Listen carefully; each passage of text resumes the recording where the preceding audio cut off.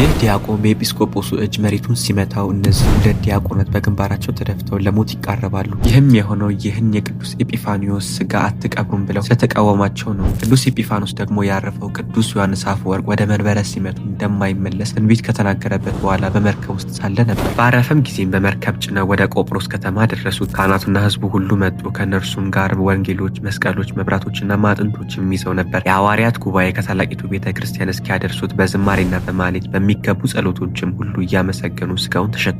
ካህናቱም መቃብሩን በቤተ ክርስቲያኑ ውስጥ ሊያዘጋጁ ወደዱ። ቀድሞ ስለ ክፉ ስራቸው ቅዱስ ኤጲፋኒዎስ አጉዟቸው የነበሩ ሁለት ዲያቆናት ተቃወሟቸው። ስለዚህም 40 ቀን ተቀመጠ። ነገር ግን ሽታው እንደ ሙታኑ ሽታ አልተለወጠም፣ እንደ አንቀላፋ ሰው ሁን እንጂ። ከዚህም በኋላ አንድ ደግ ዲያቆን ወደ ቅዱሱ ስጋ ቀርቦ አባቴ ሆይ በእግዚአብሔር ዘንድ አንተ ባለሟልነት እንዳለህ እኔ ያውቃለሁ። ብትፈቅድስ ክፉዎች ተቃዋሚዎችን ልታሸንፋቸው ትችላለህ አለ። የቅዱስ ኤጲፋኒዎስንም እጅ ይዞ ምድሩን መታባት። በዚያንም ጊዜ ሁለቱ ዲያቆናት በግንባራቸው ተደፉ፣ ለመሞትም ደረሱ። ወደ ቤታቸውም ወስደዋቸው ሞቱ። ቅዱስ ኤጲፋኒዎስንም ካህናቱ በሚጣፍጡ ሽቶች ገነዙት። በከበሩ ልብሶችም ጠቅልለው ከከበረ ድንጋይ በተሰራ ሳጥን ውስጥ ጨምረው በቤተ ክርስቲያን ውስጥ ቀበሩት። ቀድሞ በሕይወቱ ሳለ እንደሚሰራው ከስጋው ድንቆች ታምራት ተገለጡ። ለእግዚአብሔር ምስጋና ይሁን፣ እኛንም በጸሎቱ ይማረን፣ በረከቱን ከኛ ጋር ትኑር ለዘላለሙ አሜን።